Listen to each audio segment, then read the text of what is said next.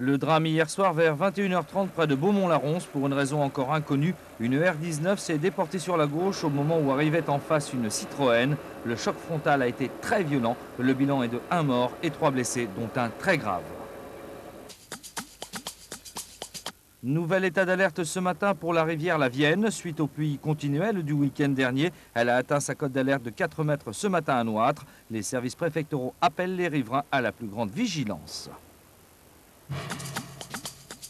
Aujourd'hui, on l'a demandé au préfet directement, la légalisation du cannabis et l'ouverture de coopératives de cultivateurs qui seraient bien sûr contrôlées par les consommateurs et où le cannabis serait vendu à prix de revient.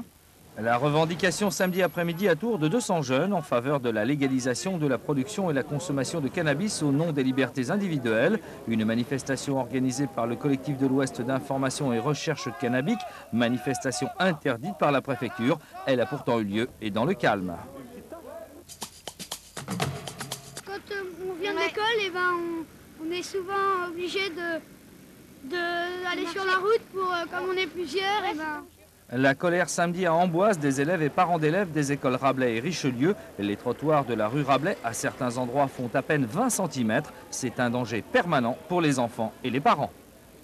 Lorsque vous avez des enfants plus jeunes, eh bien c'est un problème pour aller chercher les plus grands parce que vous ne pouvez pas circuler avec une poussette ou un landau. Malgré des réunions et des plans d'aménagement proposés par les parents depuis 18 mois, rien n'évolue. Samedi, ils ont démontré qu'il y avait des solutions. On a ici élargi les trottoirs et matérialisé cet élargissement par des piquets de signalisation. Les trottoirs font maintenant 1 mètre et les enfants peuvent circuler en sécurité. C'est tout à fait réalisable. La mairie a finalement décidé d'agir, mais la pression reste.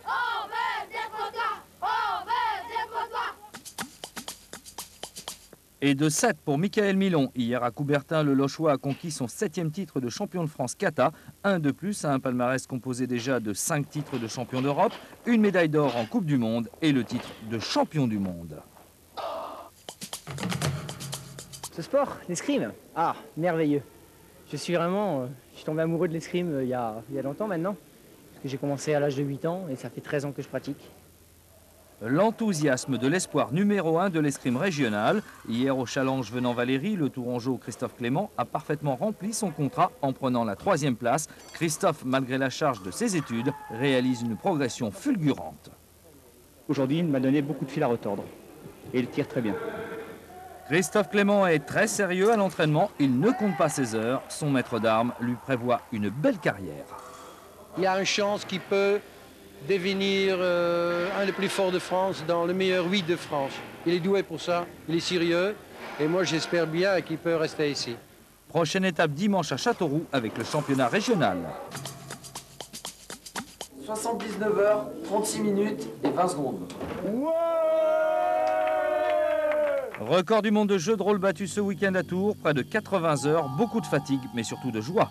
Un record du monde, c'est quelque chose qu'on fait peut-être une fois dans sa vie, peut-être une seconde fois si jamais on est battu et qu'il y a un nouveau challenge, mais c'est étonnant, c'est époustouflant, c'est tout qui exulte quand on y arrive, quand c'est la fin. Là on y est et on est tous autour de ce record, quoi. Oh là là là là. Combien de films en tout? En gros, 160. 160 Sans films. compter les téléfilms, quelques courts-métrages. Sacré Jean. Ah, ça me fait quelque chose. Pas mal de figuration. C'est fou d'être là à Tours et de penser qu'il n'est pas avec nous. L'hommage de Pierre Tchernia à Jean Carmet. Monsieur Cinéma est depuis ce midi à Tours pour préparer et animer ce soir au Rex une soirée cinéma dans le cadre des 100 ans du cinéma. Pierre Tchernia réalise un tour de France en 42 étapes. Il parle du passé mais se projette aussi sur le 2e centenaire. En fait, ce qui compte, c'est de penser qu'il y a en France des garçons et des filles qui, dans 20 ans, seront les Jacques Becker, les René Clair, les François Truffaut d'une nouvelle génération. Et pour tous les cinéphiles tourangeaux, un cadeau exclusif M6, le baiser de Tchernia. Il y avait autrefois un moine de Saint-Martin qui menait son âne au champ. Et il y a qu'un jour, Stan s'était pas échappé. Et il a dit pas qu'il a brouté une vigne, non de là. Et il a dit pas que cette vigne, elle s'est bien sûr vengée. Elle a amené bien plus de raisins que ses voisines. 16 siècles plus tard, partant du château de Giseux, on a fait revivre pour la première fois hier cette légende de l'âne de Saint-Martin. Une matinée également de pèlerinage sur la butte de la Garenne, créée selon la légende, toujours par le même âne et toujours au IVe siècle.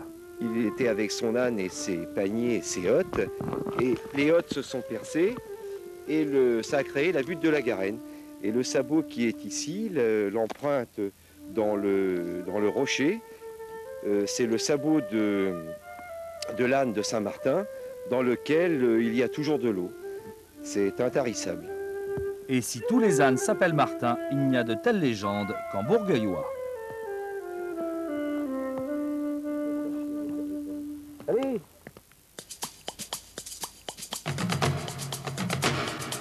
Réunion du groove de Kezia Jones et du jazz de Django Reinhardt, ainsi se définit lui-même le groupe angevin Honky Tonky Jam, conduit par 2 chanteuses, un son original à découvrir au bateau ivre demain à 21h. Les feuilles d'érable pointent leurs bourgeons avec la nouvelle saison.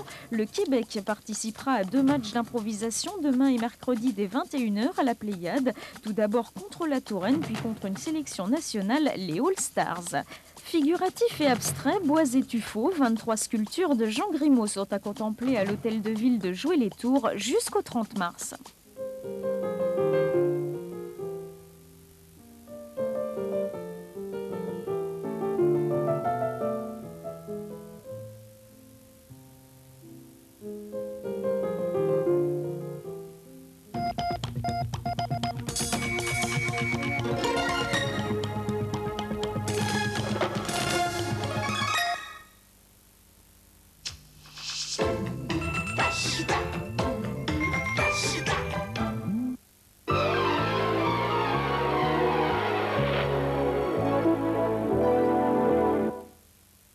Température d'hiver et ciel d'été, voilà un excellent compromis pour le premier jour du printemps. Demain matin, temps clair et bien dégagé avec des gelées à l'aube. Le thermomètre évoluera de -3 à 0 degrés et il ne devrait guère grimper au-delà de 12 degrés l'après-midi, tandis qu'en revanche, le soleil fera preuve d'une grande générosité, nous accordant en plus de ses rayons 4 minutes de jour en plus, entre 6h54 et 19h03. La météo de ce mardi sera donc bien placée sous le signe de Clémence. Sur ce, bonsoir, salut, à demain. Darty, le contrat de confiance.